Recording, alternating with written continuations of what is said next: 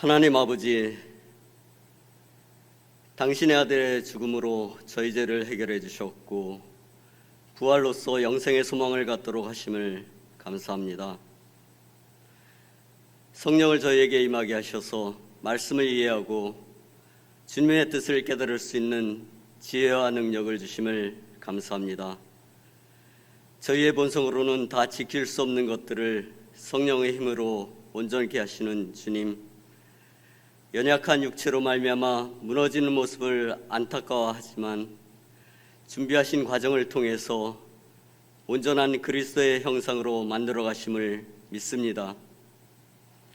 악이 승리하는 것처럼 보이기도 하지만 하나님의 자녀를 다듬는 과정에 있다는 것을 깨닫게 하시고 완전한 하나님 나라를 향해 가고 있다는 믿음과 소망으로 기쁨 넘치는 삶을 허락하여 주옵소서. 힘든 과정을 주님의 지혜로 넘어가게 하시고 더욱더 주님과 가까워지는 계기가 될 수 있음에 감사합니다. 항상 주님을 향한 마음과 순종하고자 하는 마음이 변치 않게 하시고 그 가운데서 성숙되는 변화 또한 경험하게 하시옵소서. 맞이하는 모든 상황들 속에서 기도로서 주님의 뜻을 찾아내는 분별력을 갖게 하시고 주님이 머리 되시는 교회로부터 지속적인 생명을 공급받도록 하시옵소서.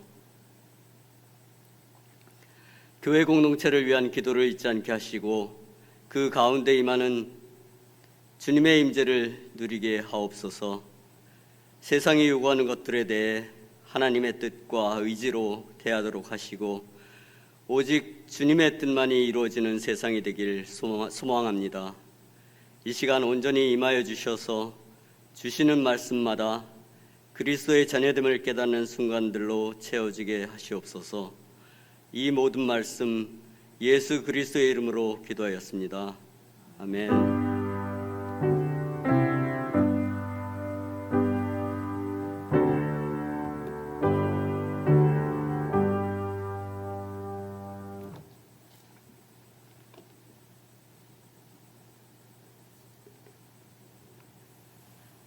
네, 오늘 우리 공동체가 함께 묵상할 말씀은 예레미야 46장 13절에서 28절까지의 말씀입니다. 예레미야 46장 13절에서 28절까지 말씀, 저와 여러분이 한 절씩 교독하도록 하겠습니다. 바벨론의 느부갓네살 왕이 와서 애굽 땅을 칠 일에 대하여 선지자 예레미야에게 이르신 여호와의 말씀이라. 너희는 애굽에 선포하며 믹돌과 놉과 다바네스에 선포하여 말하기를 너희는 굳건히 서서 준비하라. 네 사방이 칼에 삼키웠느니라. 너희 장사들이 쓰러짐은 어찌함이냐. 그들이 서지 못함은 여호와께서 그들을 몰아내신 까닭이니라. 그가 많은 사람을 넘어지게 하심에 사람이 사람 위에 엎드러지며 이르되 일어나라. 우리가 포악한 칼을 피하여 우리 민족에게로 우리 고향으로 돌아가자 하도다. 그들이 그곳에서 부르짖기를 애굽의 바로 왕이 망하였도다. 그가 기회를 놓쳤도다. 만군의 여호와라 일컫는 왕이 이르시되 나의 삶으로 맹세하노니 그가 과연 산들 중에 다볼같이 해변의 갈멜같이 오리라. 애굽에 사는 딸이여, 너는 너를 위하여 포로의 짐을 꾸리라. 노비 황무하며 불에 타서 주민이 없을 것임이라. 애굽은 심히 아름다운 암송아지일지라도 북으로부터 쇠파리 떼가 줄곧 오리라. 또 그 중에 고용꾼은 살진 수송아지 같아서 돌이켜 함께 도망하고 서지 못하였나니 재난의 날이 이르렀고 벌받는 때가 왔음이라. 애굽의 소리가 뱀의 소리 같으리니 이는 그들의 군대가 벌목하는 자 같이 도끼를 가지고 올 것임이라. 여호와의 말씀이니라.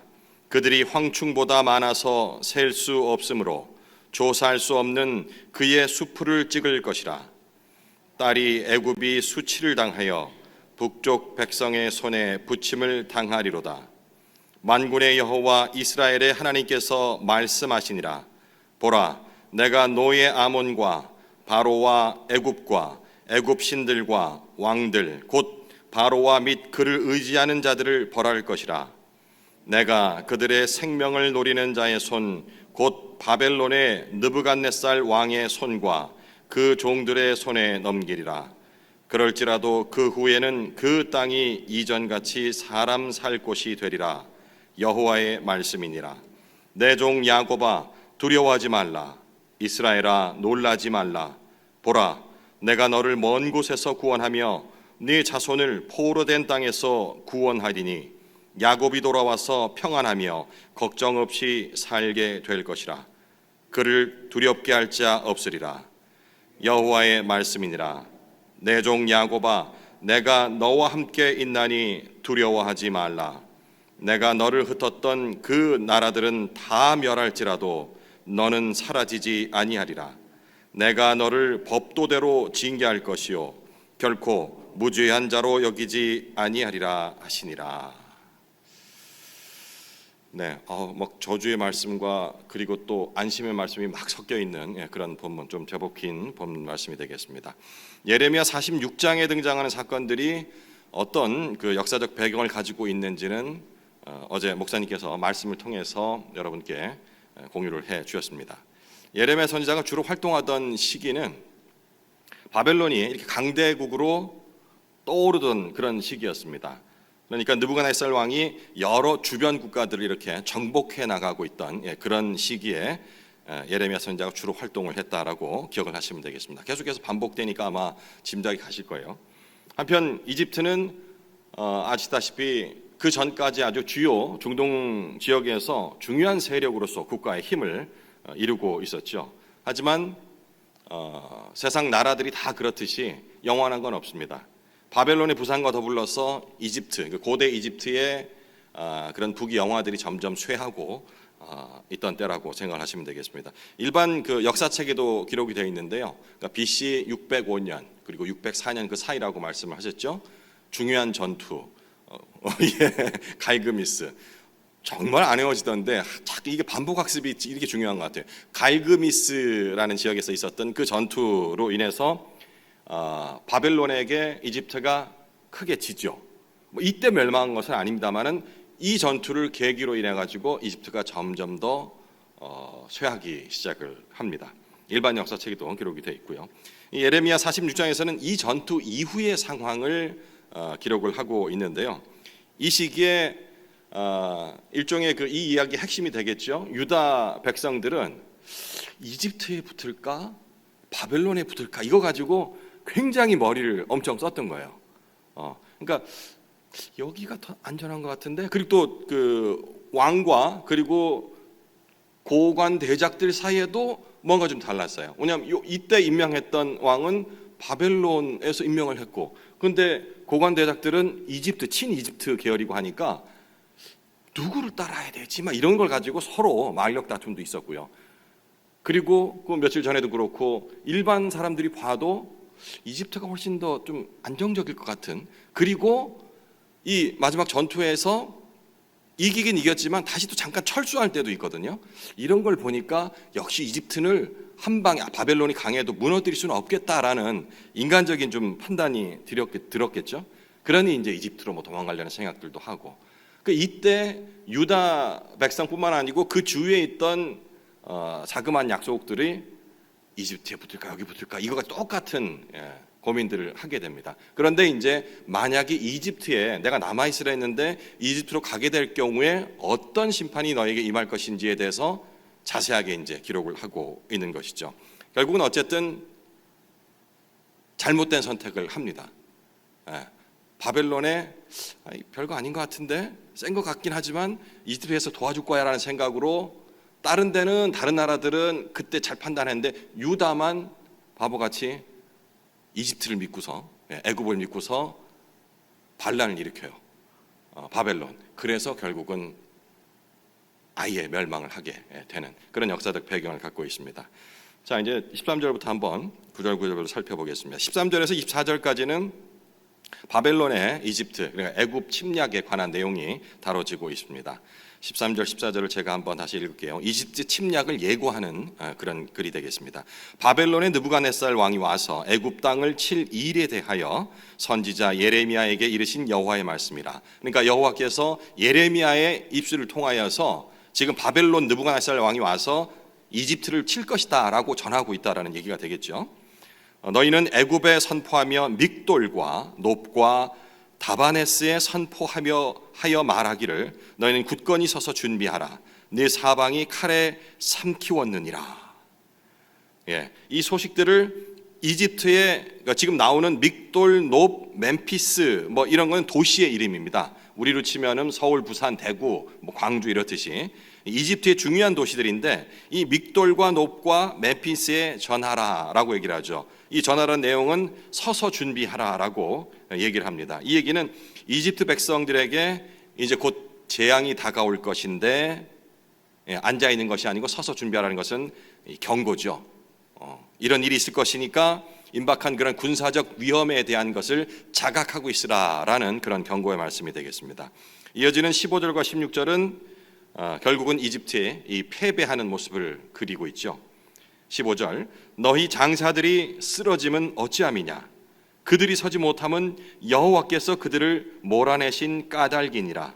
그가 많은 사람을 넘어지게 하심에 사람이 사람 위에 엎드러지며 이르되 일어나라 우리가 포악한 칼을 피하여 우리 민족에게로 우리 고향으로 돌아가자 하도다. 예, 그렇게 강력해서 절대 무너지지 않을 것 같던 이런 이집트의 군대가 무너지고 있는 그리고 용사들이 도망하고 있는 모습을 묘사하고 있습니다. 그런데 그 용사들이 그러니까 이집트 뭐 직접 제가 본 적은 없습니다. 고대 잘 먹으면 몸이 좋잖아요. 거기는 풍성했기 때문에 이집트 군사들이 그렇게 몸들이 굉장히 강성했다고 합니다. 근데 이들이 쓰러지는 것이 뭐 저쪽 바벨론의 군사력이 좋아서 뭐 싸움을 잘해서 이런 것이 원인이 아니고 바로 여호와께서 그들을 넘어뜨리기 때문이다 라고 중요한 부분 핵심 포인트를 얘기하고 있습니다. 우리가 무슨 일을 겪을 적에 그래 우리 준비가 부족했어 이런 건 좋습니다. 그래서 다음 걸 준비하는 것은 들어가는데 그런데 우리가 많이 준비했음에도 불구하고 뭔가 이렇게 잘 이루어지지 않을 적에 이런 때는 한번 생각해 봐야 됩니다. 영적인 부분을 좀 생각해 봐야 됩니다. 내가 이게 정말 철저히 준비하고 뭐하고 했음에도 불구하고 왜 자꾸 이 일이 가로막히는 것일까 라는 걸 했을 적에는 내가 부족했어. 아주 겸손한 자세이긴 하죠. 그런데 계속 그렇게 적용하는 것이 아니고 이거는 나의 노력과 상관없이 어쩌면 하나님께서 막으시는 일일 수도 있다라는 그 영적인 의미를 해석해야 되는 부분들이 바로 이런 부분들입니다. 그들이 절대로 질 수 없는 그런 강성한 용사들임에도 장사들임에도 불구하고 그들이 계속해서 넘어지는 것은 그때 넘어질 적에 그래 우리가 칼 방패가 부족했어 이렇게 해석하지 말고 여호와 하나님께서 그들을 넘어뜨리기 때문입니다 라고서 영적으로 해석을 하라라는 그런 메시지가 들어있죠. 그리고 17절에는 결국은 패배를 한 모습을 그리고 있습니다. 그들이 그곳에서 부르짖기를 애굽의 바로 왕이 망하였도다. 그가 기회를 놓쳤도다. 이집트의 패배가 현실화되니까 여긴 그들이라고 표현했어요. 과연 그들이 누구일지 일반 백성들일지 아니면 그 용사들, 군인들일지 정확히는 잘 모르겠습니다. 하지만 어쨌든 애굽을 바라보고 있던 그 사람들이 이집트의 지도자 바로가 군사적 위협 이 해결을 하지 못하고 망했다라고 얘기를 하고 있다라고 얘기를 하는 거예요. 우리 개역 개정 성경에 우리가 지금 읽은 개역 개정 성경에는 그가 기회를 놓쳤도다라고 기록되어 있는데 다른 번역본에는 이렇게 표현되어 있어요. 좀 신선한데 그는 그의 약속을 지키지 않았다. 그는 그의 약속을 이 약속이 뭘까요? 백성들 군인들에게 한 약속 나만 믿어. 바로 여러 신들이 이집트 여러 신들이 있잖아요. 아몬 신도 있고 오늘 나오겠습니다만은 아세라도 있고 여러 신들이 있는데 그 신들이 우리를 보호해서 절대 지지 않을 테니까 이런 식의 호언장담이 아닐까. 그래서 그는 그의 약속을 지키지 않았다.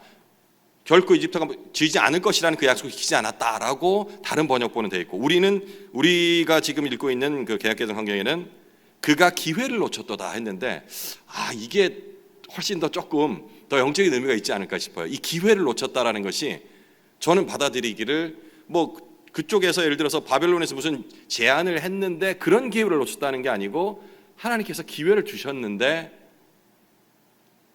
그 기회를 놓쳤다라는 그렇게 저는 받아들여지더라고요. 그래서 그 다른 번역본에 그는 그의 약속을 지키지 않았다는 것은 좀 인간적인 차원을 강조하는 것 같고 우리 지금 개역개정본에 있는 그가 기회를 놓쳤다라는 것은 좀 더 영적인 것을 해석하고 있지 않을까 싶어서 이 번역은 제 생각으로는 좀 잘했다 싶은 생각이 들어요. 18절과 19절에는 결국 이집트가 멸망한 모습을 그리고 있죠. 만군의 여호와라 일컫는 왕이 이르시되 나의 삶으로 맹세하노니 그가 과연 산들 중에 다볼같이 해변에 갈멜같이 오리라. 애굽에 사는 딸이여 너는 너를 위하여 포로의 짐을 꾸리라. 노비 황무하며 불에 타서 주민이 없을 것임이라. 18절에서는 하나님께서 스스로 맹세를 하십니다. 바벨론 왕이 이집트를 확실히 점령할 것이다. 너희들이 어떠한 준비를 하건 간에 이것은 기정사실이다라고 선포를 하고 있는 거죠. 여기서 그 다볼과 갈멜이라는 이 지명이 등장을 하는데요. 산 이름이죠. 들어본 것 같기도 하고 접해본 것 같기도 하고 어디서 봤더라? 이런 생각이 드실 겁니다. 다볼, 갈멜, 웅장함과 확실성을 강조하는 그런 내용이다라고 그 주석에는 적혀 있던데요. 다볼과 갈멜 산을 잠깐 찾아봤어요. 산 이름인데, 그러니까 한 500에서 600m 정도 그 사이에 되는 두 산이더라고요. 500에서 600이면 높다고 해야 될까요? 낮다 해야 될까요? 어쨌든 그 산 주위에는 그 산보다 높은 산이 없었다라는 것, 그리고 또 한쪽은 평지 쪽 해변가에 있었기 때문에 아예 다른 산이 없었다는 거 봤을 적에 굉장히 상징적인 의미를 갖고 있다고 볼 수 있겠습니다. 구약 성경에서 아주 중요한 사건이 일어났던 그런 산들이기도 합니다.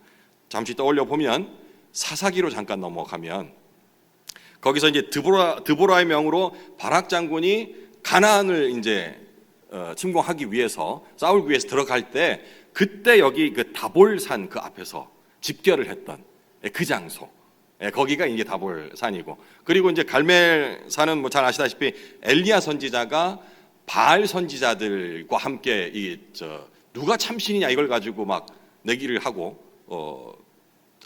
결국엔 참신이 하나님이라는 것을 증명해내는 그 사건이 있었던 거기가 바로 갈멜산이라고 생각하면 되겠습니다. 이렇게 잘 알려진 장소를 들어서 하나님의 심판이 확실할 것이다 라는 그런 비유를 든 것이다 정도로 생각을 이해를 하시면 되겠습니다. 그리고 20절과 21절은 아주 쇠약해져 있는 이집트와 그리고 그 용병들, 고용병이라고 여기는 표현이 되어 있는데 에 대해서 기록이 되어 있습니다. 20절, 애굽은 심히 아름다운 암송아지일지라도 북으로부터 쇠파리 떼가 줄곧 오리라. 또 그 중에 고용꾼은 살진 소송아지 같아서 돌이켜 함께 도망하고 서지 못하였나니 재난의 날이 이르렀고 벌받는 때가 왔습니다. 이집트를 아름다운 암송아지에 비유하고 고용꾼들은 살진 숫송아지에 비유를 합니다. 송아지 그러면은 순결할 수도 있고 이게 그때마다 다릅니다. 여기서는 아마 힘을 못 쓰는 그런 그 어린 그 동물 정도로 생각을 이해를 하면 될 것 같습니다. 바벨론에서 온 파리떼가 그 암송아지에 달라붙을 것이라고 했죠. 사실 저는 우리 큰 댁이 농사를 지었기 때문에 그 소를 가까이서 볼 일들이 있었어요. 얘들이 제일 힘들어하는 게 쇠파리떼더라고요. 이 녀석들은 그냥 꼬리를 치고 다리를 올려서 뭘 할 수가 없으니까 사람이 이렇게 해주지 않으면 그 우리에 딱 있으면서 여물 같은 거 먹을 적에도 계속해서 쇠파리떼가 붙어가지고 걔들은 피를 빨잖아요. 눈도 이만하고 해가지고 그런 쇠파리떼가 붙어가지고 계속 그 피를 빨고 있으니 꼬리를 좌우로 흔들고 하는데도 몹시 힘들어하는, 너무 힘들면 매 소리를 내고 그러면 이제 큰아버지가 가가지고 이렇게 막 이제 지푸라기 같은 이런 걸로 막 때리고 하더라고요. 쇠파리떼를 떼느라고. 이런 그 파리떼가 그들에게 달라붙을 것이다. 강성해 보이는 그런 송아지일지라도 이렇게 이집트가 강하고 아주 힘이 세다라고 여겨졌지만 실제로는 그 약하다라는 부분들을 상징적으로 얘기를 하고 있는 것이 아닐까 싶습니다. 그리고 이집트가 돈을 주고 고용한 그런 용병들, 고용병들도 믿을 만한 사람이 아니다. 결국은 살진 숫송아지처럼 보기는 멋있게 보였는데 결국은 이들도 싸우기를 두려워하고 결국 도망칠 것이다 라고 기록을 하고 있는 것이죠. 그리고 22절과 23절은 바벨론의 그런 압도적인 공격에 대한 장면을 묘사를 하고 있습니다. 22절, 애굽의 소리가 뱀의 소리 같으니, 뱀이 소리를 어떻게 살모사 이런 방울뱀 이런 건 탁 하는데 뱀이 어떤 소리를 내는지 저 직접 들어보지 못했는데 어쨌든 뱀의 소리 같으니 이는 그들의 군대가 벌목하는 자 같이 도끼를 가지고 올 것임이라. 이거는 이렇게 이미지가 상상이 가죠. 벌목하는 자들이 도끼를 들고서 그들이 한번 벌목꾼들이 쫙 지나가면 산이 그냥 민둥산이 되어버리잖아요. 이렇게 올 것이라 라고 묘사를 하고 있습니다. 여호와의 말씀이니라. 그들이 황충보다 많아서 셀 수 없으므로 조사할 수 없는 그의 수풀을 찍을 것이라. 이 황충도 우리가 이미지를 상상할 수 있잖아요. 그때 그 애굽에 내렸던 10가지 재앙 중에도 메뚜기들이 쫙 지나가고 나면은 사람이고 뭐고 쑥대밭이 돼버리는. 그러니까 처음에는 뱀의 소리 같이 왔다. 두 번째는 벌목하는 자가 도끼 들고 오는 것처럼 이렇게 다가올 것이다. 점점 더 세지죠. 이제는 황충 때가 와서 싹 쓸어버려 아무것도 남지 않을 것이다 라고 바벨론의 그런 압도적인 공격을 묘사를 하고 있는 겁니다. 24절, 이제 이집트가 당하는 수치에 대해서 얘기하죠. 딸 애굽이 수치를 당하여 북쪽 백성의 손에 부침을 당하리로다. 목사님께서 어제 딸 성경, 구약 성경에 나오는 딸은 주로 이제 나라들을 많이 상징할 때가 있다라고 얘기를 했는데 그런 차원에서 이해를 하시면 되겠습니다. 그러면 이집트도 딸이면은 자식인데 하나님 자식인데 뭐 이런 생각이 들죠. 결과적으로는 그런 것 같아요. 집 나가 있는 그들도 결국 우리가 전도해야 될 대상이라는 그런 의미를 생각한다면 그들도 큰 의미의 성제라고 셀 수 있겠죠. 무조건 단선에 있습니다. 그들이 시인을 해야 한다는 건. 이집트의 딸이 끌려가고 북쪽 백성의 손에 넘겨질 것이다 라는 부분, 이게 이제 그들의 찬란했던 문화와 모든 북의 영화가 권위가 붕괴될 것을 얘기하는 것이라고 생각할 수 있겠죠. 그리고 이제 25절에서 26절은 바벨론 손에 넘겨질 이제 애굽에 대한 자세한 내용들이 나와 있습니다. 어떤 망하는 것이 아니고 그걸 넘어서서 어떤 사람들이 넘겨질 것인지.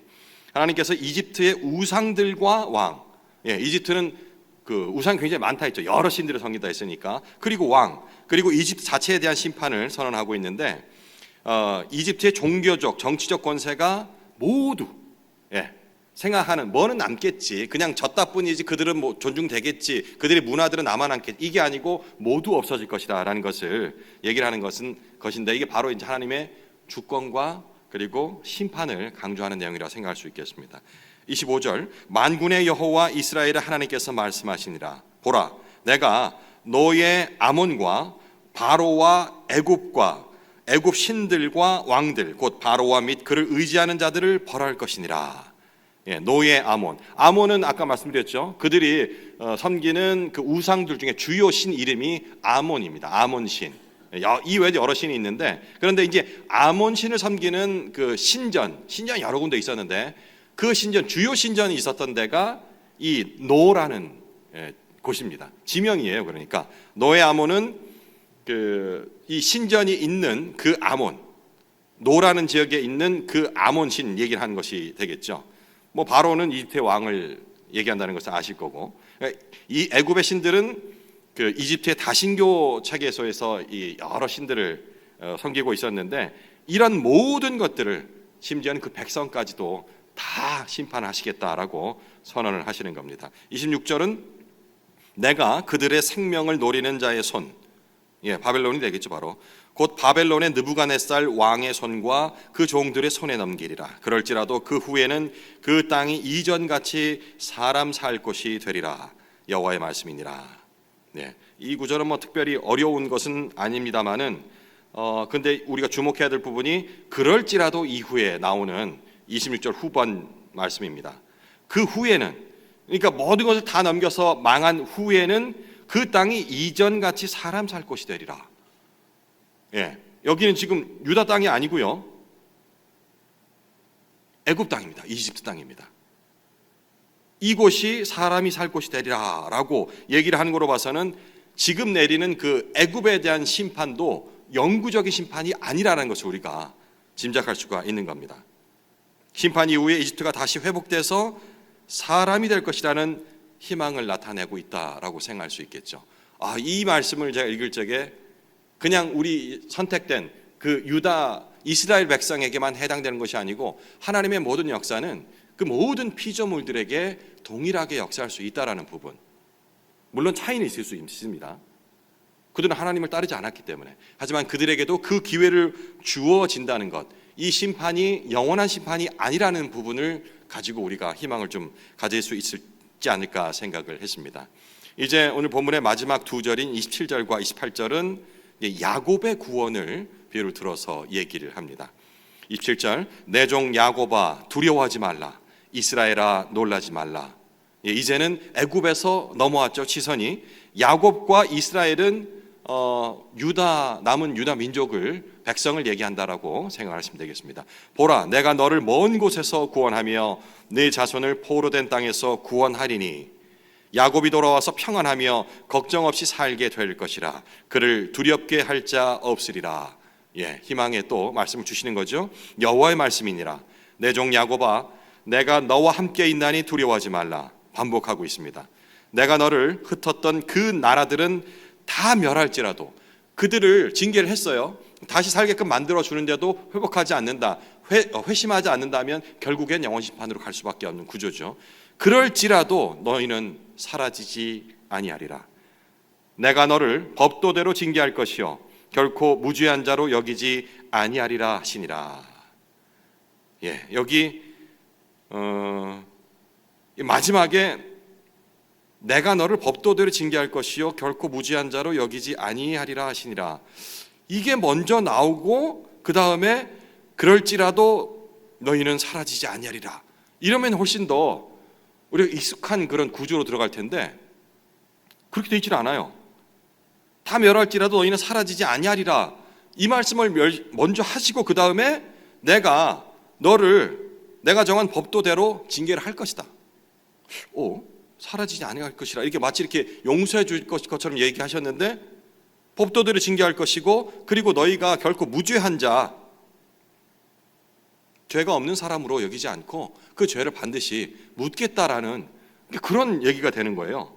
이 구절 가지고 어제 참 많이 생각을 했습니다.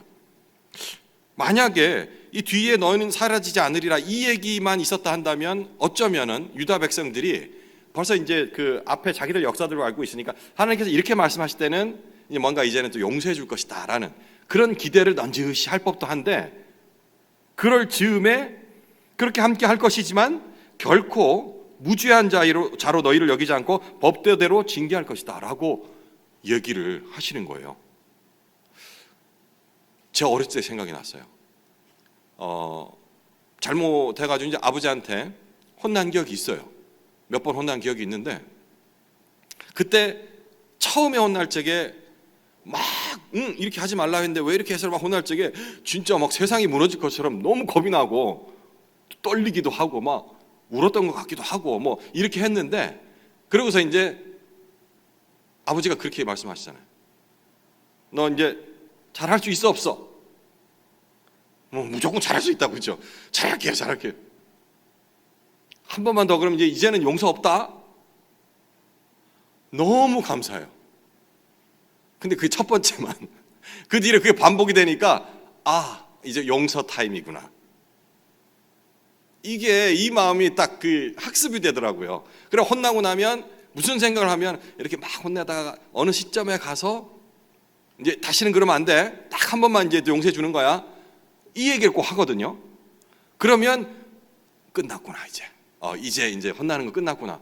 이게 머리가 커지면서 학습이 돼가지고 혼낼 적에 결국은 아버지는 용서할 것이다 라는, 이것도 믿음이라 합니까? 이것 때문에 그 말이 나오면 습관적으로 끝났다 이제. 아유, 아버지가 오늘은 또 오래 말씀하시네. 10분이나 뭐 이런 얍삽한 생각들을 하면서 그 말을 들으면서 이제 뭐 다 혼났다 이렇게 생각했던 것 같아요. 이게 오늘 그 마지막 구절에 내가 너희와 계속 함께할 것이니까 염려하지 말라라고 끝을 맺은 게 아니고 법도대로 너희를 징계할 것이다. 너희를 무죄한 자로 그 죄가 없는 사람처럼 결코 내가 생각하지 않을 것이고 함께할 것이지만 혼날 거 혼나야 돼. 지금식으로 한다면 아버지께서 이번만 용서할 테니까 다음부터 그러면 안 돼가 아니고 내가 널 사랑해. 그렇기 때문에 너는 혼나야 돼. 회초리 맞자. 이렇게 끝을 내야 되는 거예요. 그래서 내가 뭐 이렇게 하면 네가 이러면 진짜 막 혼날 거야 막 이렇게 해가지고 겁을 잔뜩 줘놓고 그 다음에 겁나지.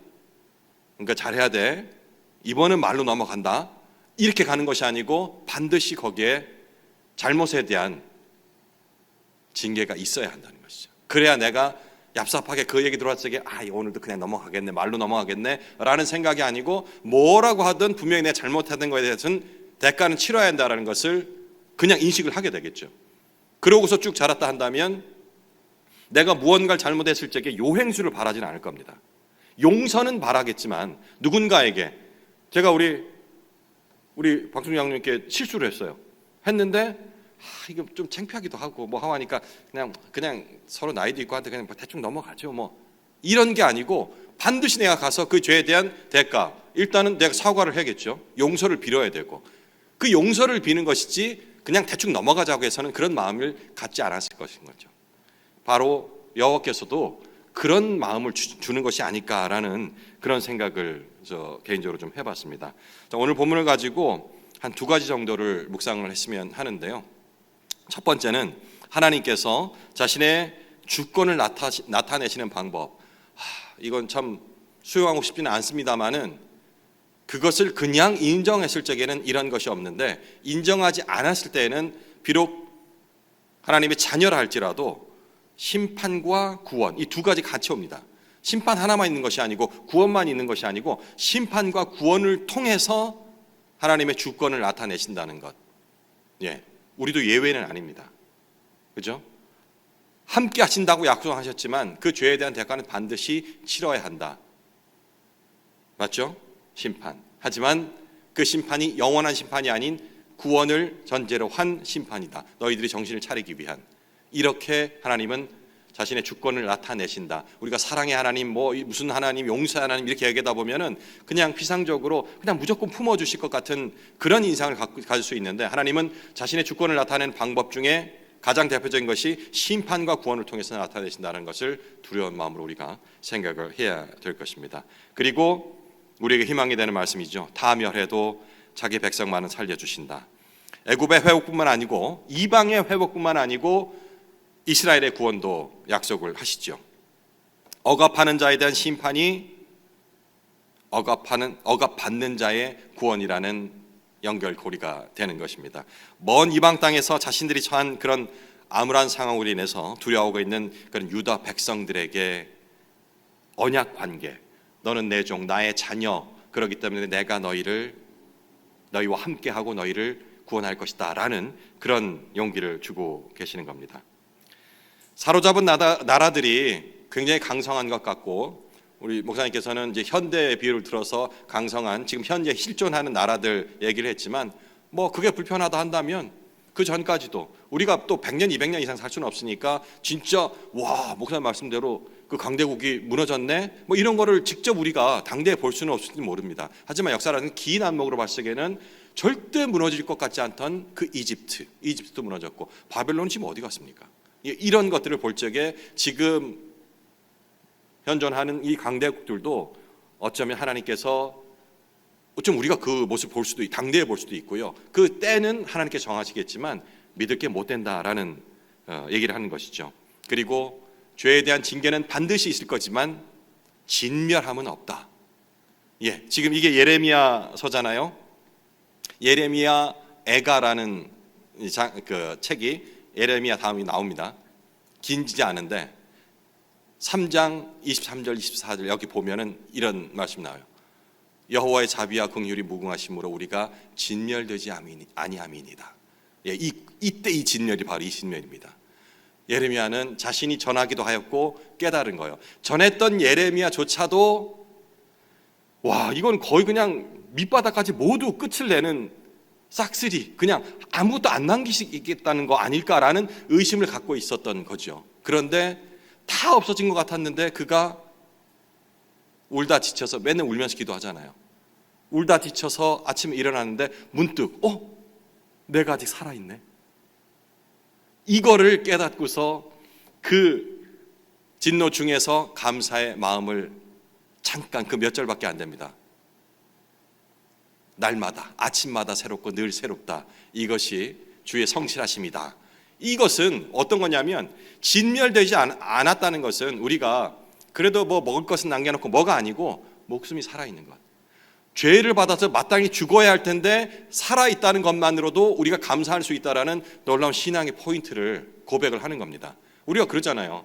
이건 살아도 산 게 아니에요. 이거 하나님 이거 다 뺏어가고 지금 우리가 어떻게 살으라고 이렇게까지 꼭 하셨어야겠어요?